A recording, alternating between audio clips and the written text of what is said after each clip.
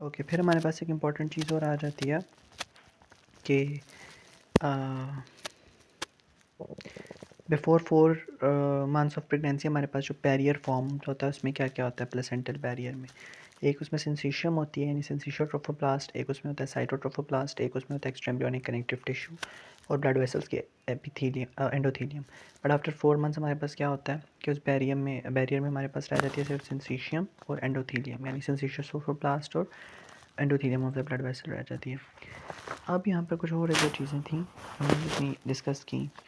अच्छा, आ जाता है स्ट्रक्चर ऑफ प्लेसेंटा। वो सारी हमने डेवलपमेंट ऑफ प्लेसेंटा को पढ़ा था और उसकी थोड़ा बहुत स्ट्रक्चरल इंपॉर्टेंसेस भी देखी थी। अब प्रॉपर स्ट्रक्चर देखें। देखो, फीटल पोर्शन है, कौन बना रहा है? कोरियन फ्रंटोसम, जो हमने डिस्कस किया। मेटर्नल पोर्शन बना रहा है डेसिडुआ बेसिलस, ठीक है। अब हमारे पास कह रहा है जो फीटल साइड है उसमें placenta is bordered by the chorionic plate, सही है। यानी अगर ये हमारे पास है प्लेसेंटा, ठीक है, तो ये देखो, ये फीटल साइड पर हमारे पास आ जाती है कोरियोनिक प्लेट,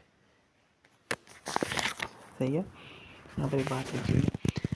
और जो हमारे पास मैटरनल साइड है वहाँ पर आ जाती है डेसिडुअल प्लेट। डेसिडुअल प्लेट मैंने पहले भी बताया था, ये हमारे पास वो पार्ट है of the decidua bacillus which is deeply incorporated into the placenta, सही है। It is most intimately incorporated into the placenta.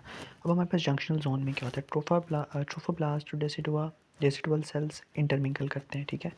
यानी हमारे पास कोरियन फ्रंटोसम और डेसिडुआ बेसिलस इंटरमिंगल करते हैं। इसमें हमारे पास बहुत ज़्यादा एक्स्ट्रा सेलुलर मटेरियल होता है, ग्लाइकोजन वगैरह, ठीक है। अब कह रहे हैं इस टाइम पे बहुत सारे साइटोट्रोफोब्लास्ट सेल्स हमारे पास डिजेनरेट हो जाते हैं, ठीक है। और जो हमारे पास कोरियोनिक और डिसिडुअल प्लेट्स हैं। अच्छा, यहाँ पर एक स्ट्रक्चर आ जाता है इंटरवेलर स्पेसेस हमारे पास क्या है? ये देखो, ये हो गई आपके पास ये वाली सारे स्ट्रक्चर, इसको हमने कह दिया डिसिडुअल प्लेट। और जो नीचे वाला स्ट्रक्चर होगा इसको हम कोरियोनिक प्लेट कहेंगे। कोरियोनिक प्लेट और डिसिडुअल प्लेट के दरमियान हमारे पास स्पेसेस लाइक करते हैं जिनको हम इंटरवेलर स्पेसेस कहते हैं। ये कहाँ से डिराइव हुई हैं? From the लैक्यूने of the syncytial ट्रोफोप्लास्ट, सही है। अब मेन पॉइंट यहाँ पर आपके पास क्या था कि हमारे पास इंटरवेलर स्पेसेस प्रेजेंट है between the chorionic and decidual plates which are filled with maternal blood. इनमें ब्लड का मैकेनिज्म आने का क्या हम डिस्कस करते हैं। ये कहाँ से डिराइव होती है? From the lacunae and the syncytial trophoblast, और जाहिर सी बात है they are lined with the syncytium of the fetal origin. फिर हमारे पास 4 और 5 मंथ्स में क्या होता है? एक और स्ट्रक्चर आ रहा है, इसको हम डेसिडुअल सेप्टा कह रहे हैं। अब डेसिडुअल सेप्टा क्या है? हमारे पास ना, ये देखो, हमारे पास ये डेसिडुअल प्लेट थी, ठीक है। हमारे पास डेसिडुआ बेसिलस जो है वो क्या कहते हैं उसको, इन्वेजिनेशंस भेजता है, ठीक है। और इन इन्वेजिनेशंस को हम डेसिडुअल सेप्टम या सेप्टा कहते हैं। ये देखो, ये है, ये डेसिडुअल सेप्टा है। एक बात नोट करो, ये जो कोरियोनिक प्लेट है ये उसके साथ जाके नीचे फ्यूज़ नहीं हो रहा। मतलब ये कम्प्लीटली हमारे पास इंटरवेलस पाथवेज़ के दरमियान जो ब्लड है उसको मतलब वो नहीं करता, रिस्ट्रिक्ट नहीं करता, क्योंकि हमारे पास डेसिडुअल प्लेट तक पहुंचता ही नहीं है, ये नीचे जगह छोड़ देता। ये हमारे पास डेसिडुअल सेप्टा हो गया, ठीक है। This septa have a core of maternal tissue और उनका surface layer of syncytial cell से का वो है ताकि मैटरनल और फीटल ब्लड हमारे पास सर्कुलेट ना करें, ठीक है। अब हमारे पास कह रहा है इस सेप्टम फॉर्मेशन की वजह से आपका जो प्लेसेंटा है वो काफ़ी कंपार्टमेंट्स में डिवाइडेड है। उन कंपार्टमेंट्स को हम कॉटिलेडन्स कहते हैं। और जो डेसिडुअल सेप्टा है कोरियोनिक प्लेट तक नहीं पहुंचता, इस वजह से हमारे पास जो contact between intervillous spaces is maintained, ठीक है। ये देखो, यहाँ पर सॉरी, यहाँ पर वही बात दोबारा एक्सप्लेन होने की हुई है एक ही कि हमारे पास डेसिडुअल सेप्टा आता है उसकी वजह से कॉटिलेडन्स बन जाते हैं। अभी ऊपर स्ट्रक्चर बन रहे हैं ना, ये इन्हें हम कॉटिलेडन्स कहेंगे। ये देखो, तब हम प्रेगनेंसी हो मतलब डिलीवरी हो जाए बच्चे की, तब हम प्लेसेंटा रिमूव करते हैं तो जो उसका मैटरनल सरफेस होता है उसके ऊपर हमारे पास ये स्ट्रक्चर्स होते हैं, कॉटिलेडन्स होते हैं। और ये हमारे पास क्यों होते हैं? Due to the presence of the due to the formation of the decidual septa हमारे पास मैटरनल सरफेस में ऐसी अपीयरेंस आती है जिनको हम कॉटिलेडन्स कहेंगे।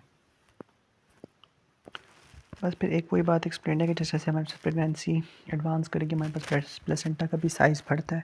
क्यों साइज़ बढ़ता है? Due to the arborization of the existing villi. कहते हैं फर्दर डीप पेनिट्रेशन नहीं होती उसके अंदर, यूट्राइन एंडोमीट्रियम के अंदर, बस हमारे पास वो आर्बोराइजेशन होती है विलाई की, ठीक है।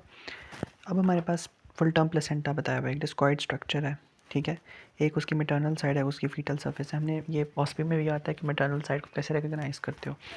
इस साइड पर ये ऐसे स्ट्रक्चर्स होते हैं ना कोटिलेडन्स, ठीक है, वो हमारे पास होती है maternal side of the placenta. और ये दूसरी वाली जहाँ पर हमारे पास एमनियोकोरियोनिक मेम्ब्रेन होती है, ठीक है, और अम्बिलिकल कॉर्ड होती है, वो हमारे पास होती है फीटल साइड। अब यहाँ पर फीचर्स लिखे हुए हैं वही मैटरनल साइड का सबसे पहले लिखा हुआ है कि इसमें 50 to 20 स्लाइटली बल्जिंग एरियाज होते हैं, कोटिलेडन्स होते हैं जो कि thin layer of decidua bacillus से हमारे पास लाइंड अप होते हैं, ठीक है, और ग्रूव्स इनके दरमियान होते हैं। They are form by the decidual septa. Fetal surface में क्या होता है, it is covered entirely by chorionic plate, a number of large arteries and veins, the chorionic vessels converge towards the umbilical cord. फिर इसमें जो chorion है वो covered and turn amnion से अटैचमेंट ऑफ फिर हमारे पास यहाँ पर attachment of umbilical cord to the placenta आती है। कभी कभी हमारे पास बिल्कुल मार्जिन पे अटैच होता है तो उसे मार्जिनल प्लेसेंटा कहते हैं, ठीक है। एक हमारे पास मार्जिनल या बेटल डोर प्लेसेंटा, उसे I think so battledore भी कहते हैं, मैं वो कंफर्म करके बताता हूँ। और एक हमारे पास होती है मेम्ब्रेन्स में ही उस जाके हमारे पास जो अम्बिलिकल कॉर्ड अटैच होता है, जैसे हम filamentous insertion of the placenta कहते हैं, ठीक है।